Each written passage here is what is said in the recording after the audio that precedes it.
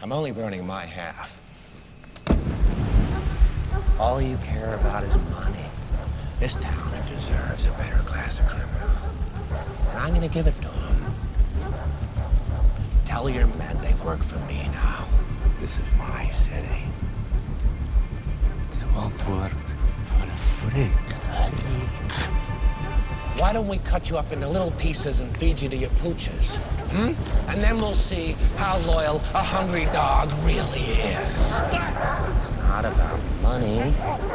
It's about sending a message. Everything burns.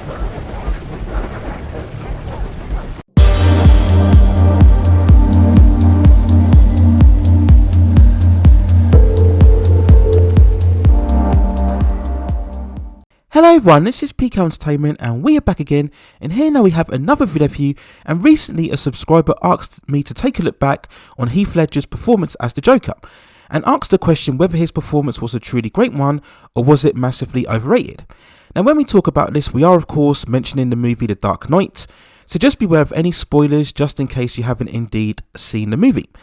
So when it comes to the Joker, then we all recognise him as Batman's most famous antagonist and one of the most iconic villains of all time within comic book culture. And when interpreting the Joker in any format, if there's two things you have to be, it's being very funny and also very scary.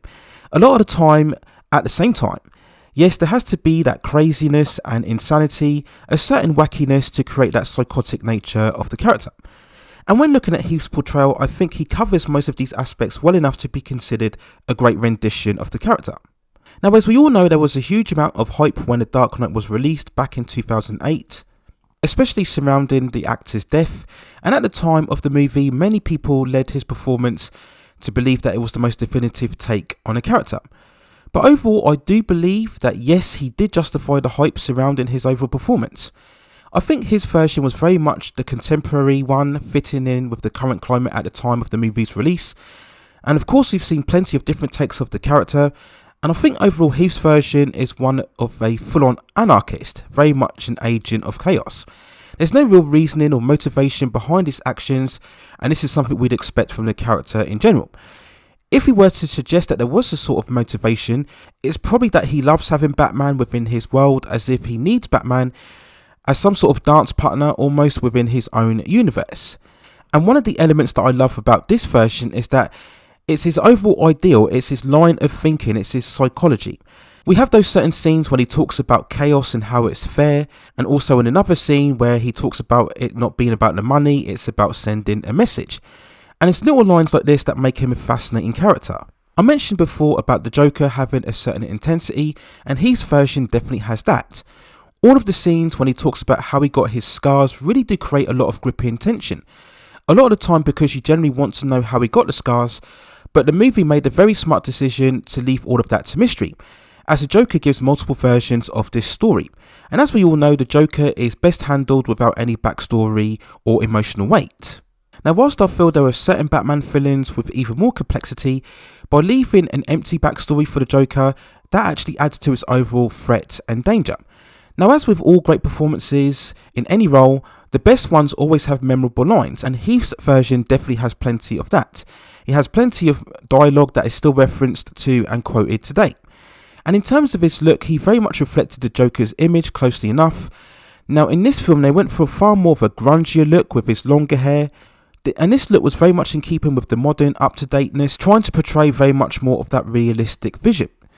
Now, in terms of the best scenes, many have quoted the film's opening, where we have the robbery of the bank, where we see many of the criminals wearing the mask talking about the Joker and the plan, and then we see them shooting each other, and then we see the reveal of the Joker at the very end of the scene driving away from the bus. But for me, it's always been the interrogation scene with Batman, probably about halfway through the movie, and I always love the prolonged face-off between both the hero and the villain, and this one here is just absolutely great. I love how the scene is shot, the back and forth between the two characters, how it starts with no music and just dialogue, and then it ramps up the musical score as Batman tries to beat the answer out of Joker when he's trying to find out the location of both Harvey and Rachel, and we see the Joker just broken down, continually laughing, telling Batman that there's nothing that he can do to threaten him with. And it's definitely one of the best scenes of the entire movie. So in terms of the actual flaws within this interpretation, I wouldn't really say that there's really any. In terms of the actual performance, I think for me mainly the issues are with the character's tone. It's a bit one note. Now I think it works well within the movie mostly, but after a while as the movie goes on, you do eventually lose the overall excitement as the story progresses. And this is very much more in keeping with the movie's serious tone. There's not really many layers in terms of this version of the Joker. It's all intense, it's all terror, and I think that was good for one movie, but I've never been sure that this would be a Joker that I would want to revisit again in multiple films. The problem with this version, as with the character in general, is that he has no real endgame. He lacks any purpose, and this is really a flaw within the original character itself. And I also feel in terms of the movie itself that it did yield itself far too much towards the Joker at the expense of Two-Face, who really was the villain of the story, and overall I find him to be far more of a complex and compelling character. This is why I share the very unpopular opinion that in terms of the story, Bane was actually a better villain in The Dark Knight Rises, because he had a far more focused plan which gave the story far more urgency. But this is really much more of a fault within the entire film rather than Heath's performance itself. So overall, when I look at Heath Ledger's Joker, it definitely is a great interpretation of the character. For all of the hype and the impact and the reference that's been made post his performance, I still believe it's still a fantastic role rather than one that's overrated. Now overall, in terms of the hierarchy, in terms of people and performances surrounding the Joker, I still hold Jack Nicholson's version from 1989 Batman as the best live action interpretation. And of course, if you wanted to go even further in terms of the best overall interpretation, I think it would be hard pressed to deny Mark Hamill's version from the Batman animated series. But despite all of that, it's still hard to deny that this is truly a great role and a great performance from the sadly departed Heath Ledger, one that is definitely more of a great portrayal rather than an overhyped one. So those are my overall thoughts and feelings when looking back on Heath Ledger's performance as the Joker in The Dark Knight, and whether it was a truly great performance or not.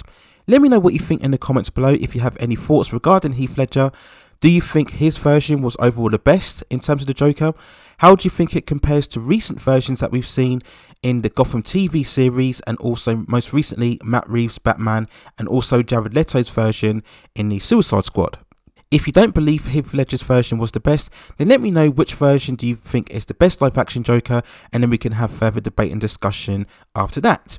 If you also have any other topics or movies or stories or television series that you'd like to see me cover within the channel, then also let me know within the comments, and I will see if I can provide further commentary for you on those topics in the future.